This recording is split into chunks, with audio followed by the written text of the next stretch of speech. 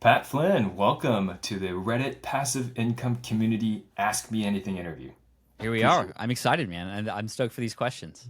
Yeah. So, for those in the community that may not be as familiar with you, he's Pat Flynn. He's a podcaster, YouTuber, author, inventor, entrepreneur, speaker, husband, father. I followed his work for a while, but Pat, in your own words, would you mind sharing a little bit about your journey into passive income and what sparked it? Yeah, for sure. I'll try to keep it short. I thought I was going to be an architect for my entire life until 2008. On my way to becoming an architect, I had gotten laid off, and so that was fun. I moved back in with my parents. I was just engaged, so I'm like, okay, this is not good. And I was trying to find my way out of that, and I discovered the world of online business. I had discovered a podcast, and there was one podcast in particular where I heard a story about a person making six figures a year, teaching people how to pass the project management exam. And that was my big light bulb aha moment where I said, well, I have taken several exams on my way to becoming an architect. One in particular had very little information out there about it.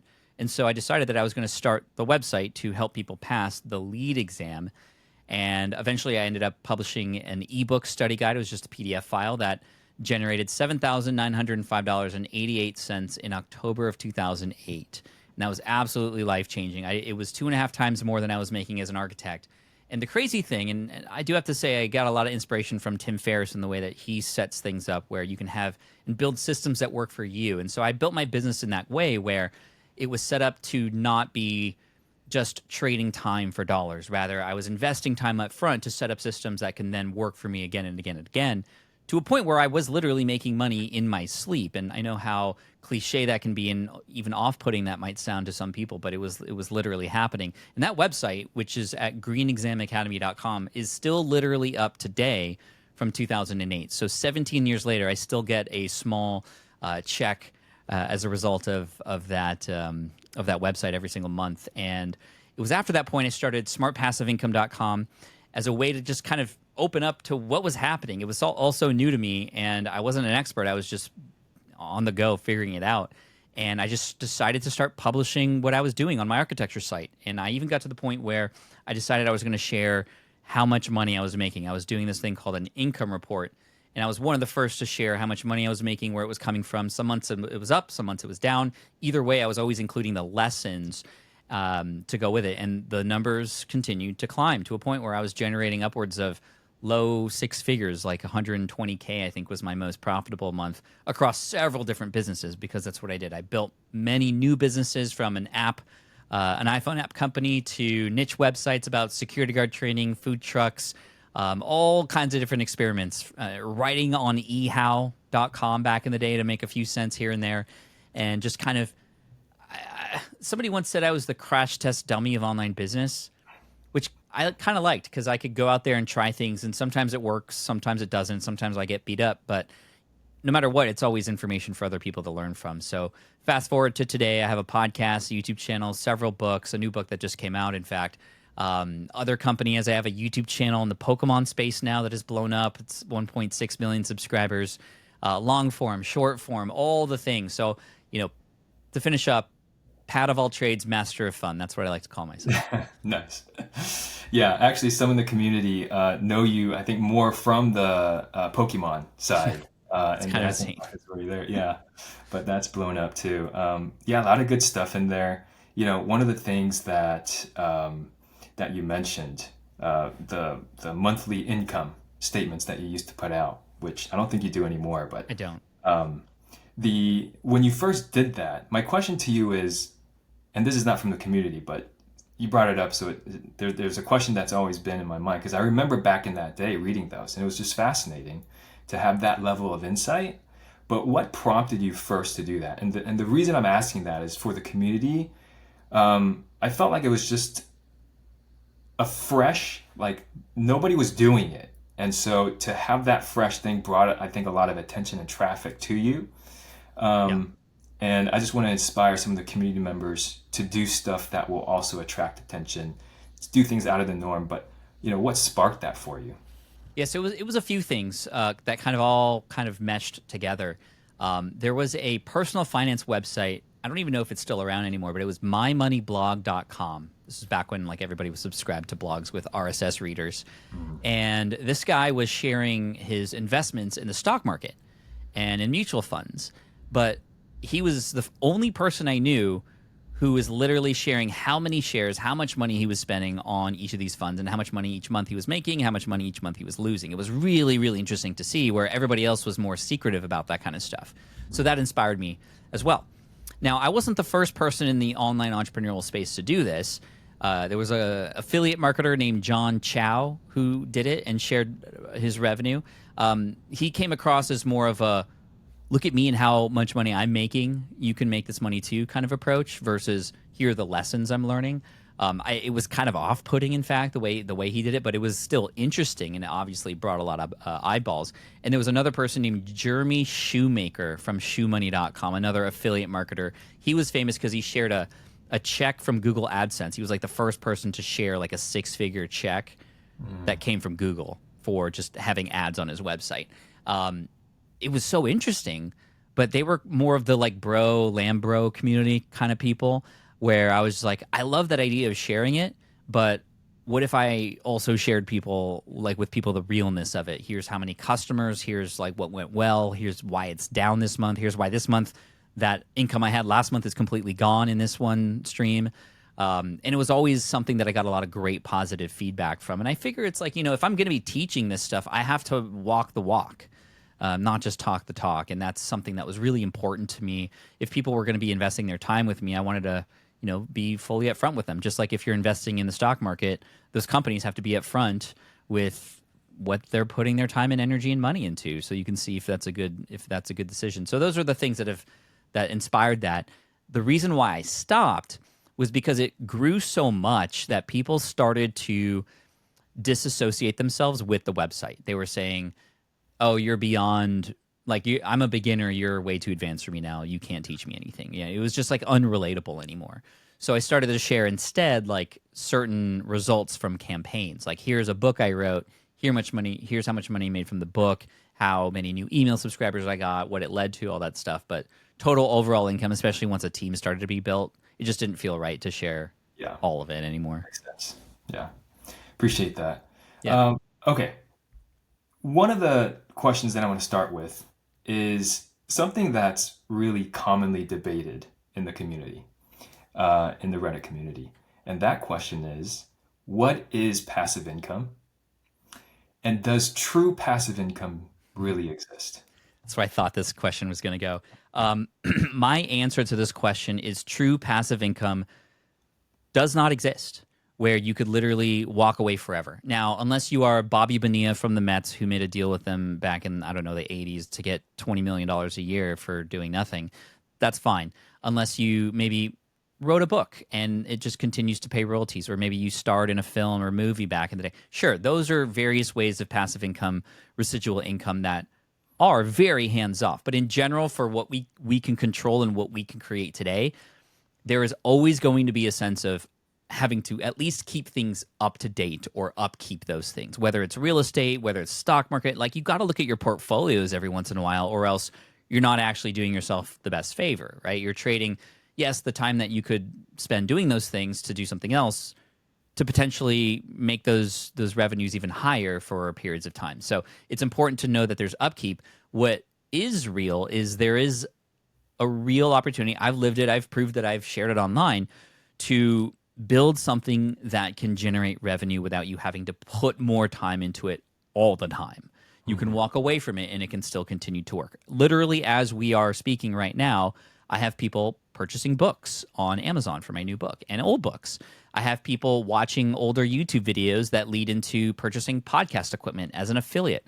I have people who are going through our sales funnel on our website at Smart Passive Income and getting pitched an online course and community that may or may not make sense for them. And if it does, then we generate revenue from that.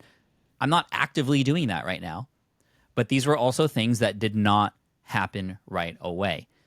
Passive income is literally the last step in the process of creating and building a business and doing things. It takes a lot of active stuff first.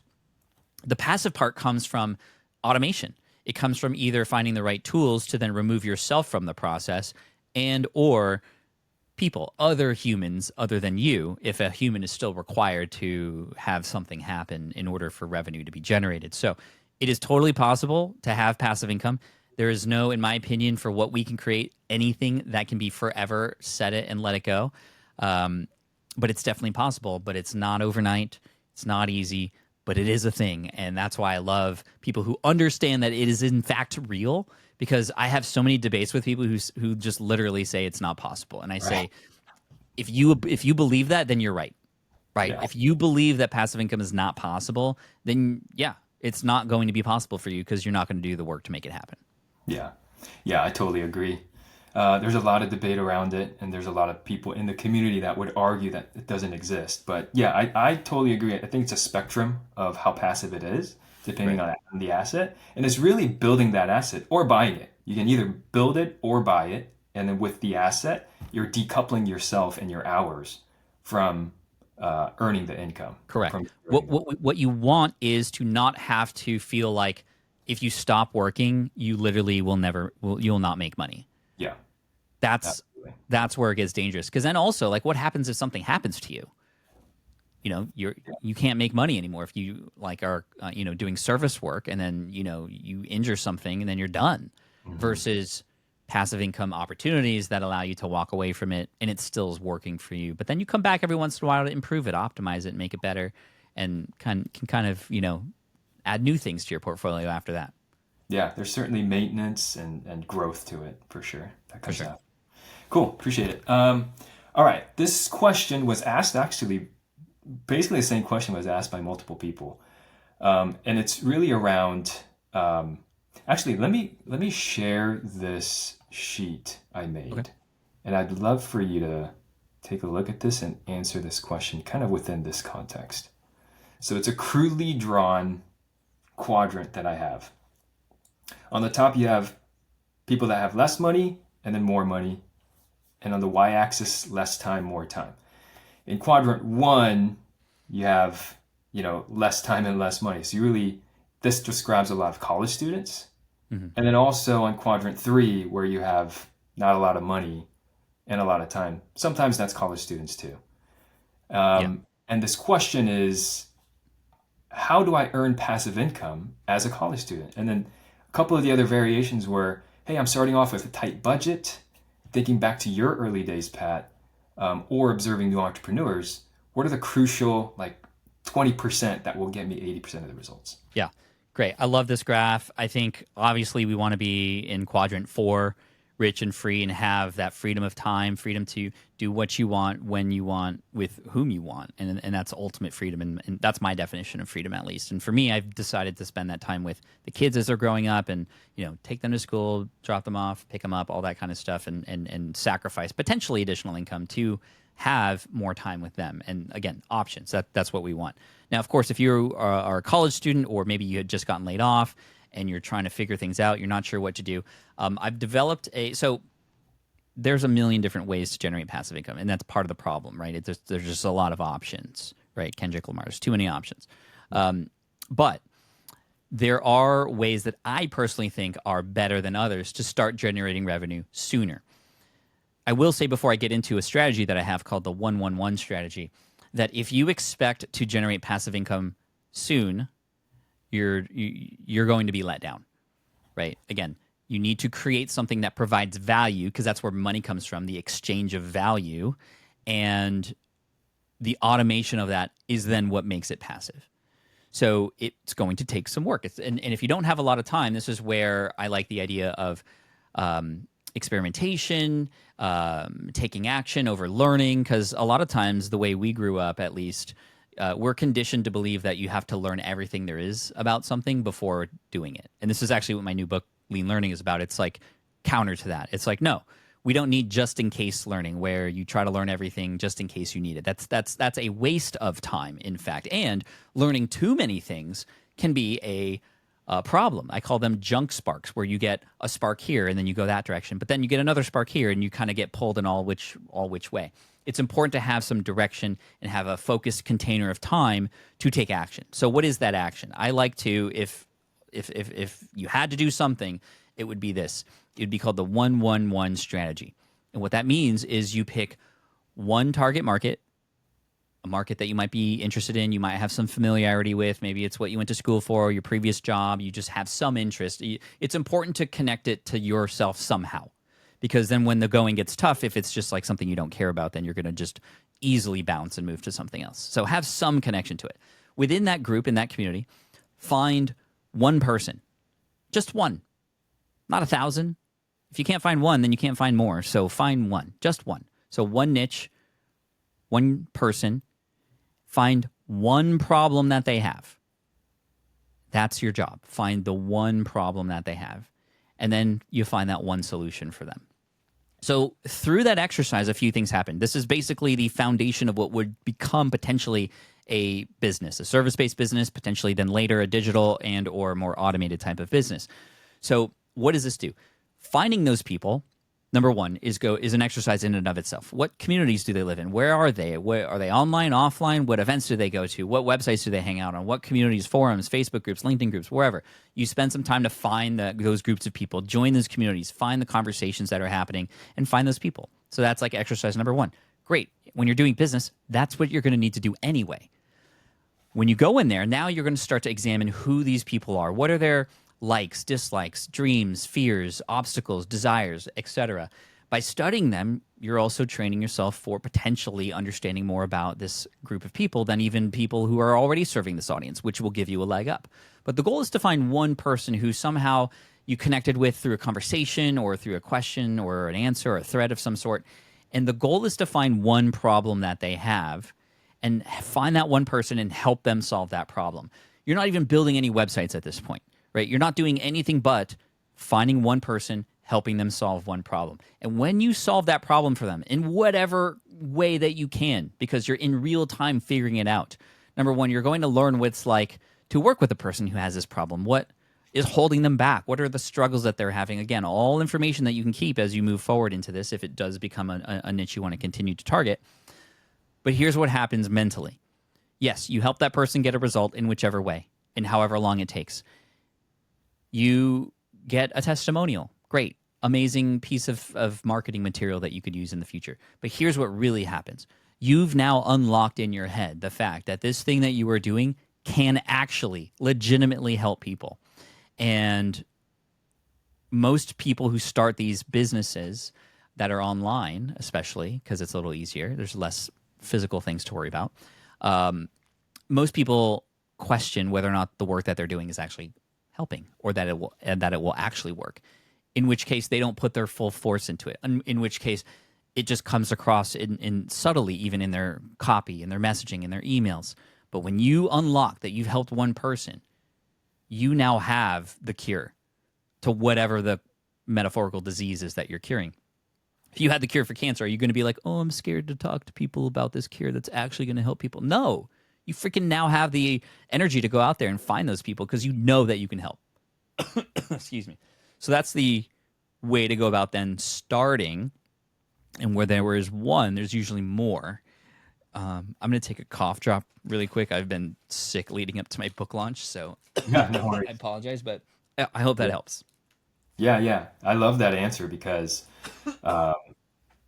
it focuses on the value that you can provide and not necessarily the money-making portion of it. Oh, I think, dude, every time I've created something just for the money, I've lost. yeah. Every single time. Like I bought a website. It was like, this was back in 2011 when niche websites were big, right? I bought a website. It was bestinearheadphones.com.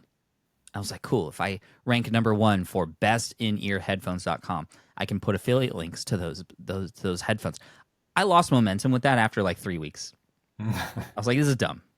I have no energy for this. There's literally no value here by just trying to compete with like Amazon and all those other websites anyway. Like what could I bring? I'm not an expert in this. And you don't have to be the expert, but there was nothing new that I could offer, right? Another time I tried to create a software company. Software is an amazing thing for passive income because it's digital. It's something that you can just sell copies of. And so it sounds easy, but I lost a lot of money chasing dollars. I had tried to develop a WordPress plugin because a couple of buddies of mine who had smaller audiences had made over six figures in a week publishing and promoting WordPress plugins. So WordPress is a blogging platform.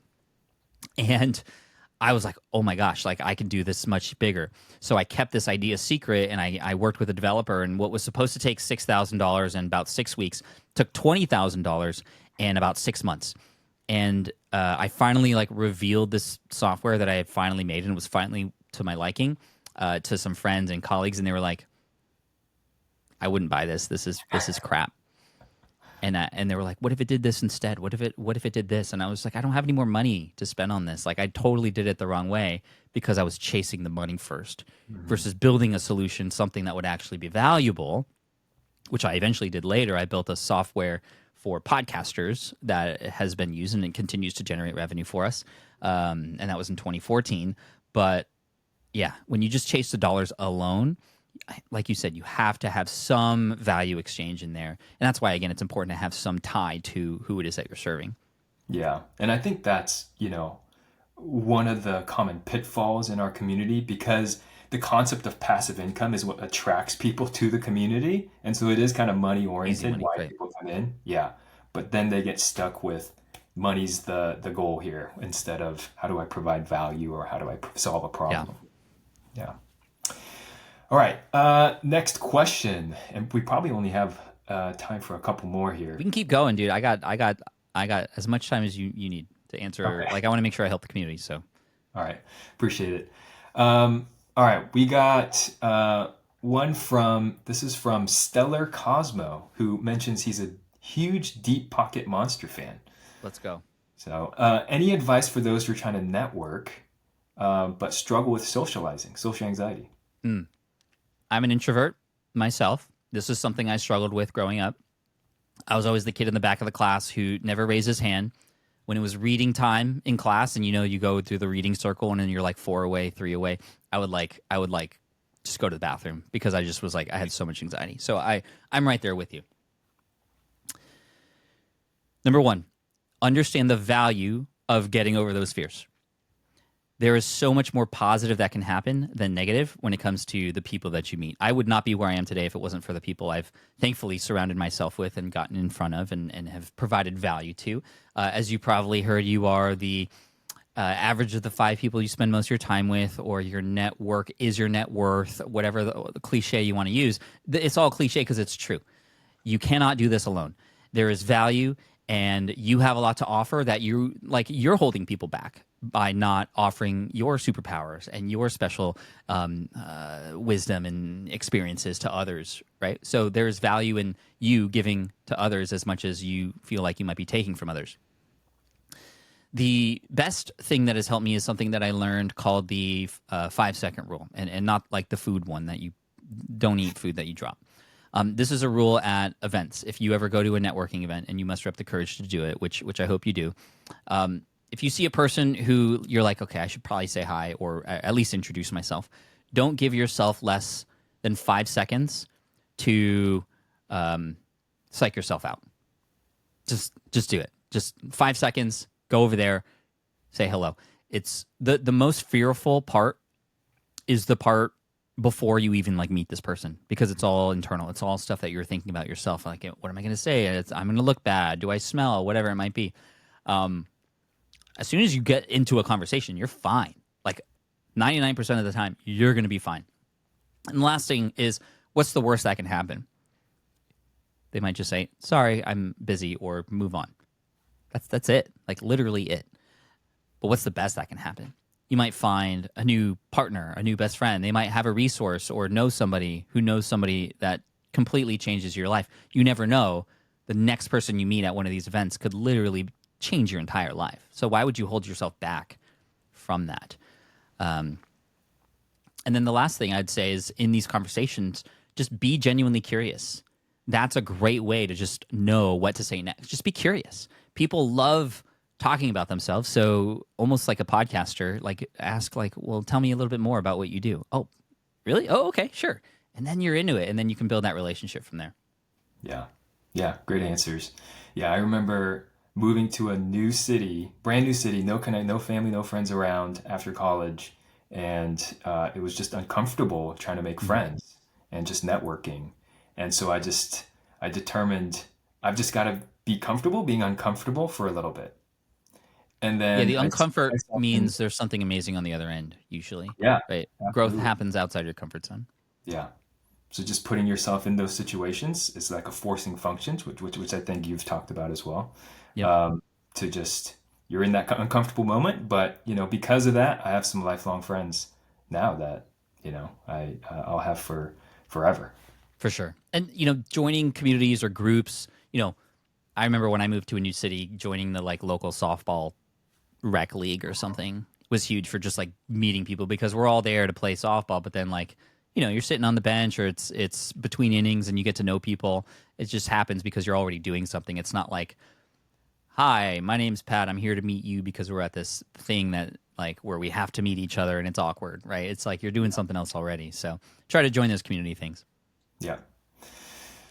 Next question is from Snoozy Doggy Dog. Achieving organic viral growth is the dream for many of us, especially those starting lean. With SPI, your podcast, or even your Pokemon content, what are some of the most effective non-paid strategies you've used to build initial momentum?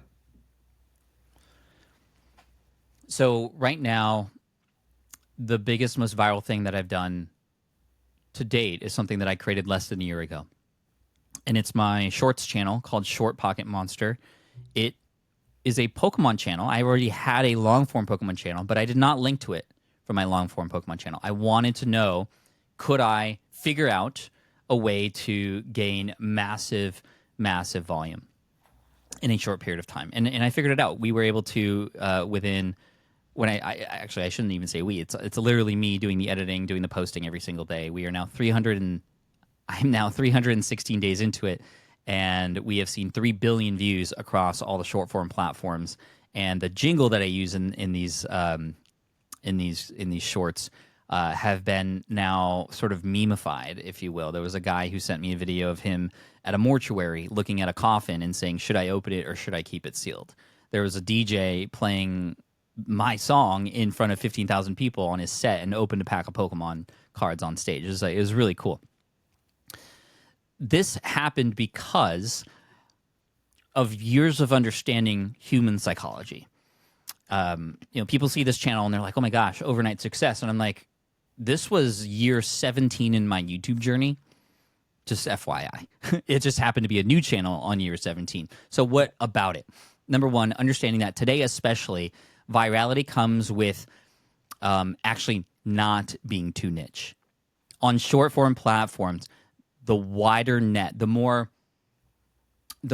culturally relevant something is up front, the more popular it will be versus niche, right? Even though the riches are in the niches, as I say, on short form for viral growth does not happen niche. It happens by having huge cultural references. So this idea of Pokemon, growing, but this also inherent idea of should I open it or should I keep it sealed? There's this mystery that comes with that whether you're into Pokemon or not, you're just curious to see if this 42-year-old man playing with cardboard with cartoons on them is going to lose money or make money on these Pokemon cards that I'm opening up. A bigger reference as of late, Sailing with Phoenix. This dude freaking went viral. Why? Because he was sitting in his car complaining about life in his corporate job. Very relatable. Said he was going to liquidate his 401k and buy a sailboat. Psh, yeah, everybody says that. And then literally did it. And he was sailing from, you've seen this, right, Mike? Yeah, I've seen that. He sailed from Oregon to Hawaii and was just updating people every single day. The other part of virality is continued virality. The idea of a series. My show is a series. His sailing day was a series. Brian DeChambeau, a professional golfer who at one point was hitting a golf ball over his glass home to try to get a hole in one in his backyard. And whatever day it was how many balls he had, or how many chances. And everybody wanted to know, like, what was going to happen? How long was it going to take? People subscribe because of what they know is coming up, not because of a thank you for the video they just watched. That's a big distinction, right? Lastly, there's another guy. I cannot remember his name, but he's a lawyer. His goal is to get more clients for his job, for his firm. But he got viral because he was talking about how to have conversations with people, especially people who were maybe bullying you, right? So he's like, hey, if anybody says something negative to you, here are 3 things you can say to make them feel bad about saying that. Number 1, you can ask them, did you mean it to come across that way? And like that kind of thing. And it's like, oh my gosh, like I can use that. And it had huge cultural reference. And then it narrows down when you eventually learn about who this is and what his services are. I mean, he wrote a book. He was on Diary of a CEO, Start Wide. And even if you're talking about something like Pokemon, try to somehow fit it into a bigger narrative that more and more people can get behind and understand. Yeah, I love that. That reminds me of there's a guy on social media that he's basically a dad, and he made a channel for those kids growing up, basically that grew up without fathers. Like this is stuff that you should know, Mm-hmm. um, Yeah. that your dad should have taught you. Yeah. I mean, Very cool. the other thing is emotion. Like, here's the thing, and a big thesis of my new book: information is no longer valuable. Information is no longer valuable. It once was, right? Because there wasn't a lot of it. There's so much now, and we treat information like we are, like it's a scarce food source, right? Like back in the day, caveman days, you see like a bush with fruit or like a carcass or something, you're going to hoard it because you might not find another one later. We treat information in the same way, so we're learning as much as we can. But here's the thing: we are obese now. We're at a buffet line of information. We're stuffing ourselves, and on these platforms are force feeding us stuff we didn't even know we needed as well because it's delicious. Like, what an amazing looking thumbnail and title. So, the big idea is to learn what you need right now, and as a creator, it's the emotion and the way that you get the information to connect and relate. Right? You can share the same information. There are no more unique messages, only unique messengers. It's why when Ludacris on Power 102, Power 106 in LA reads Llama Llama Red Pajama, it's Ludacris still, because it says he's saying it in his own way, right?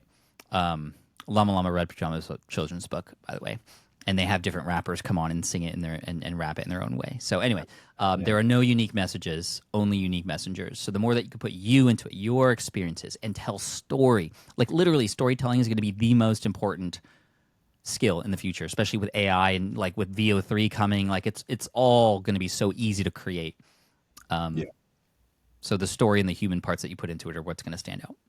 Yeah. Actually, that's a great lead into the next question.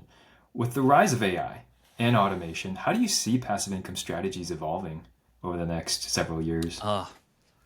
See, that's really interesting because even I've seen it already evolve.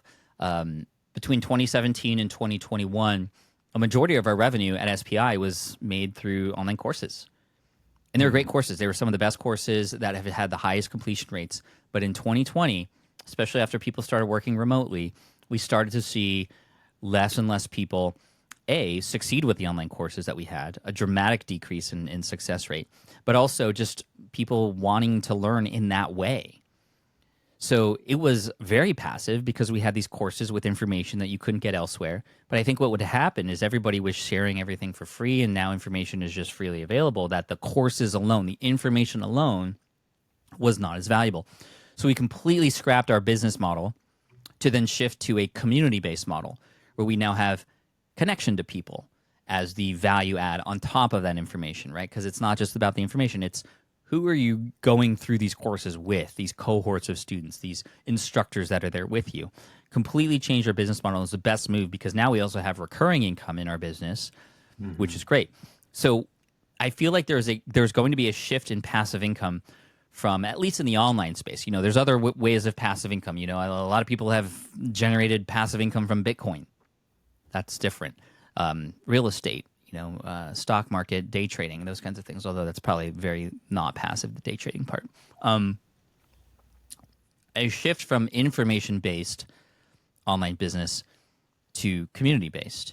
Now, building a community is not passive, but it is for me.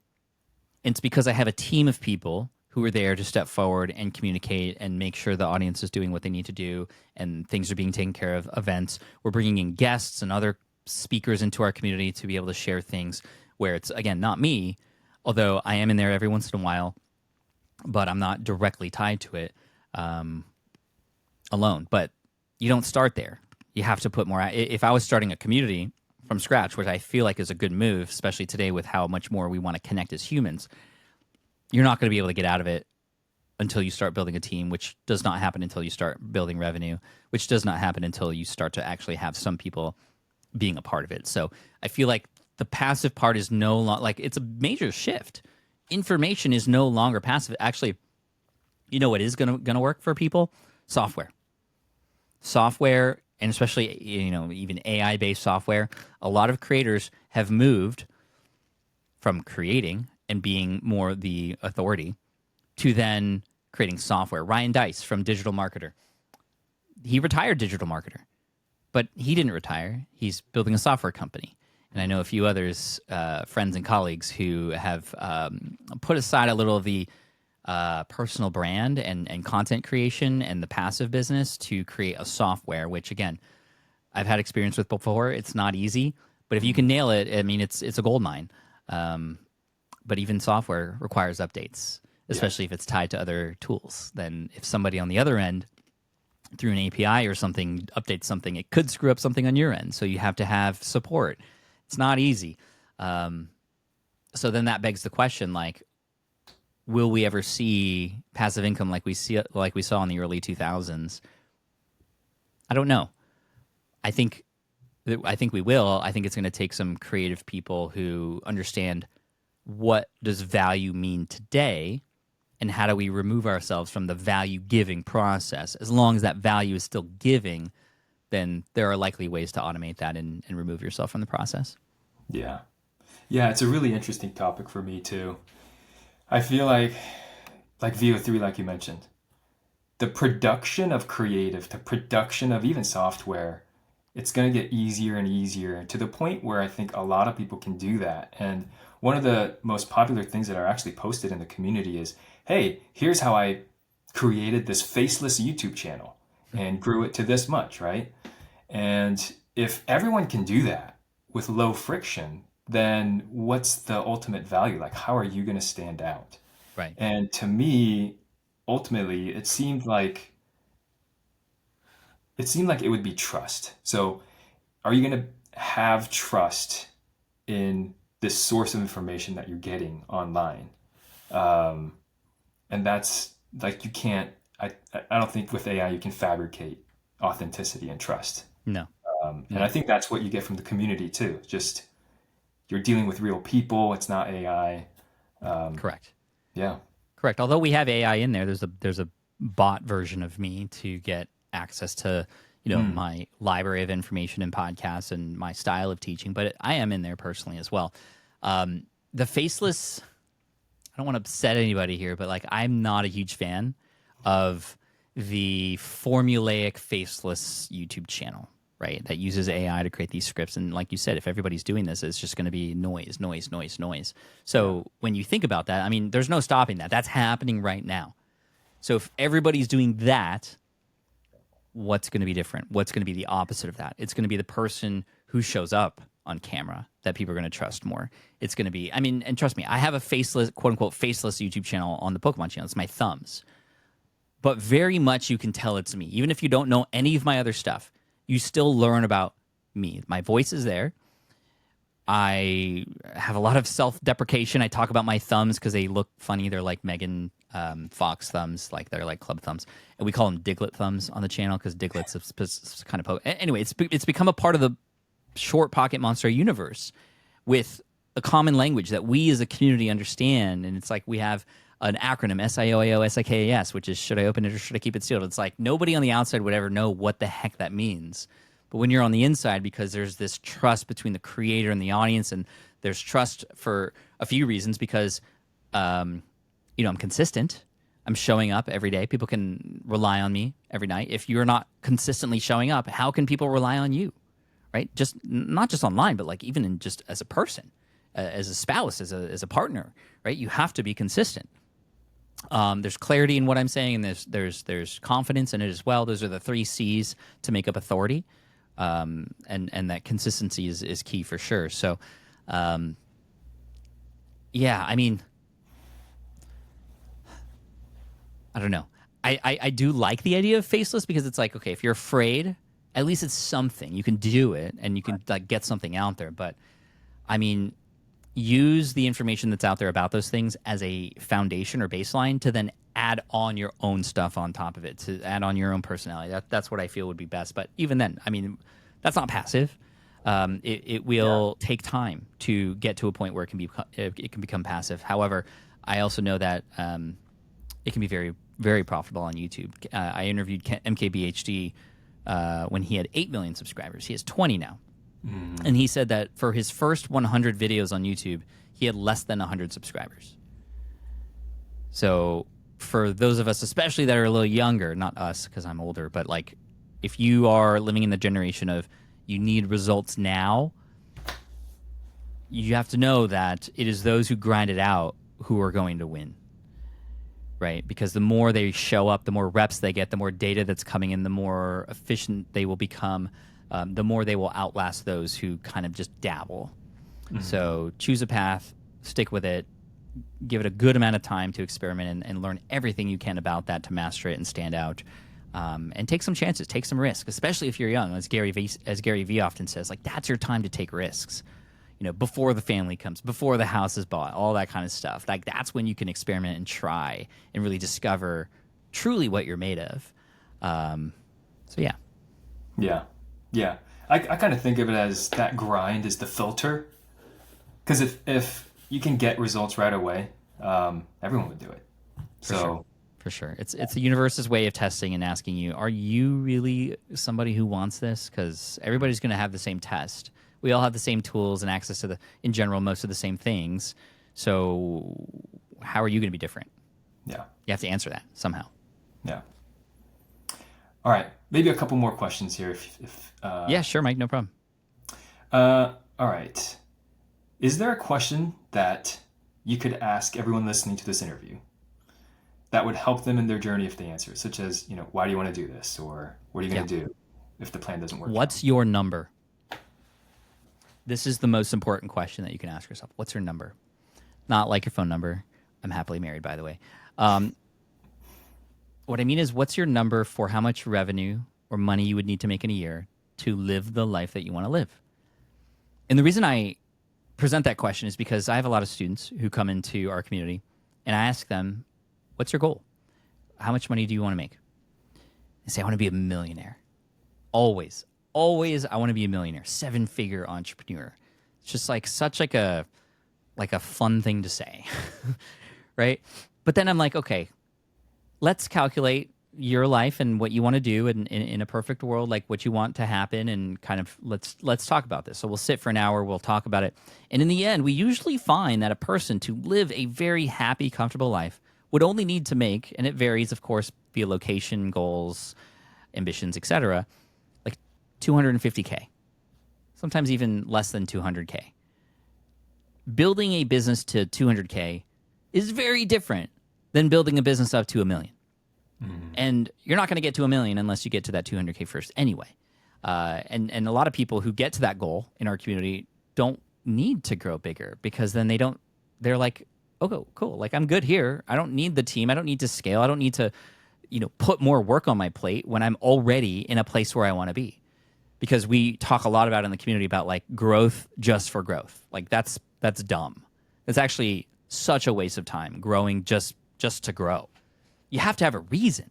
So when you have a number in place, let's say you want to make $150,000 a year, could you do something to have one person pay you $150,000? Maybe not. But what about 2 people, each paying you $75,000 a month to do, or a year to do something, right? Or even let's break it down to 6 figures, which is a good goal for a beginner to potentially start with. I know even today in the U.S. at least that doesn't go very far, but 6 figures is great. You just need like 1,000 true fans. There is an article that was written by a man named Kevin Kelly, I think in 2005, He was the senior editor at Wired magazine. And it's an article he wrote called "1,000 True Fans." And he said, in order to live a comfortable life, and this was back then, so maybe it's a little bit more now, but just for math's sake, we'll stay with it. All you need is 1,000 true fans. A true fan being somebody who, for example, if you're a musician, they will travel 8 hours to come listen to your set and listen to you and wait for you backstage to get your autograph. If you are a creator and you come out with a product, they're not even going to read your sales page. They're just going to buy your thing. Or like a lot of my fans in my Pokemon space, right? I just came out with a book about self-development and learning today, and I just saw a flood of pictures of people with their receipts in my Pokemon YouTube channel because they're super fans. And it's really cool. If you have 1,000 true fans, each pay you $100 a year for the thing that you're offering, the service, the product, or whatever it might be, the access. I mean, that's $100. That's less than $10 a month. You have a 6-figure business. You have $100,000 coming in from 1,000 people in this world of, I don't know, 8 billion or whatever it is now. You could find a community with 1,000 people and serve them and be very happy. So that is the most important question, because if you don't know that, why are you doing what you're doing? You have to know that. And then that way you can actually track how well are you progressing toward that. And when you get there, you can be, almost feel like you hit it. And then it's about maintenance. And then it's about offering quality service to those people so that they still continue to pay you every single month, if those clients or whatever it might be. So hopefully that maybe sets, I know some people have heard that before, but for some, it's a big eye opener to just go, oh, I haven't really thought about that. And then you almost kind of feel embarrassed that you haven't, because I'm like, why are you doing what you're doing? Yeah, I actually haven't heard that before. That's a good one. Because I think, yeah, it is pretty arbitrary when someone imagines a business and I think it's easy to go for that million number. Yeah. Yeah. Okay, last one. Sure. If you had to start over today with no existing audience resources, what passive income would you pursue first and why? Wrong question is what I would say. And I say that, and I don't mean to disrespect, but I always have people come to me and go, Pat, which method of making money should I do first? Should I create a course? Should I create software? Should I write a book? What should I do? Should I coach? Who are you serving? That's question number one. The 1-1-1 strategy, one market, one person, one problem. That then determines what the passive income product would eventually become, if it's even possible. Not every single solution has a passive income direction. However, many do, especially if you can be creative and stuff like that. Maybe you are really good at finding really good details in books and mistakes. You seem to be the person who will read things and you're like, oh, this is bad grammar, this is wrong. Cool. Can you find one author who's coming out with a book or writing a book right now and ask them, can I be your proofreader for your book for $500?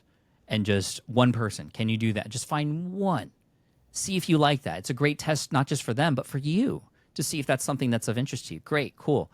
Then you do this over a couple months and find a few more clients. You're like, okay, cool. Might there be a way to start to remove myself from the process a little bit? Can I use a project in Claude AI to start to define my style and my grammar and my way of proofreading, that I can run now clients' books through that? And what once took me 3 days can now take me 2 hours. Cool. Let me see if I can do that. And let me try that with one person on my next client and see if that's even a thing.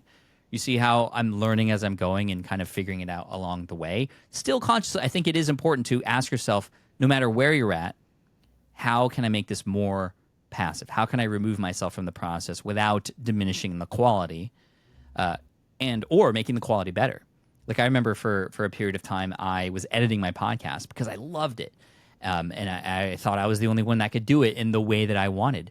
But eventually I found that the time I spent editing my podcast could be better put elsewhere.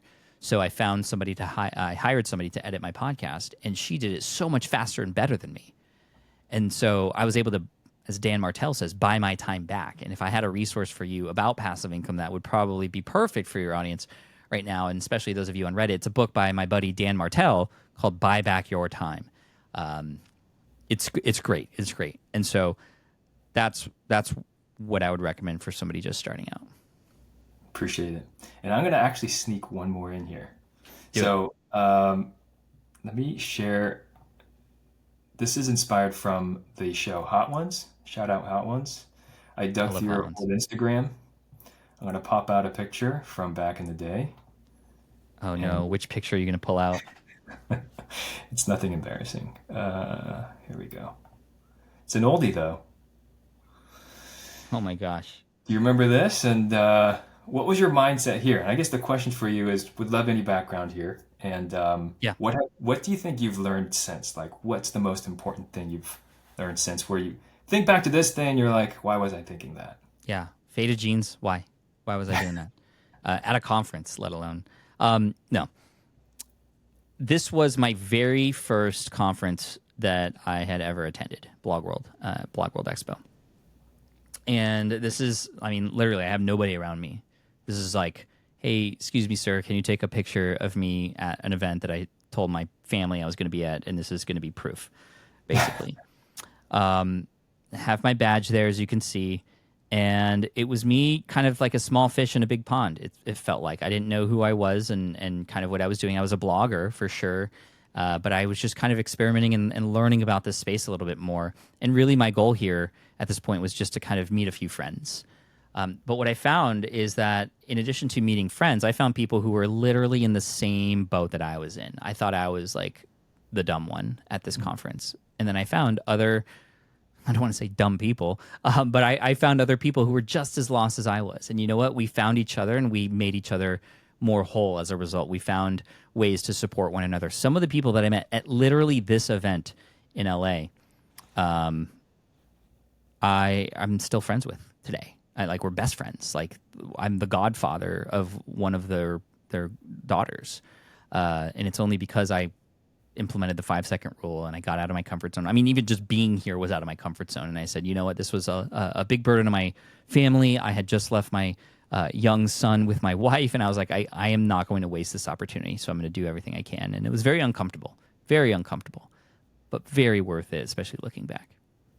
Yeah, yeah. That's when you're in a situation like that. I feel like the value in conferences like that, like going in person to some type of event, like that's probably the most valuable thing that you can get out of it. Not just the More content. valuable today than ever. Than ever. Yeah. All right. Also not passive. Yeah, that's not passive. That's for sure. Well, appreciate it. This has been a great interview. A lot of quotables from it, and really appreciate you being here. Thank you. Hey, remember, you got to be cringe before they binge. There's one more quotable for you.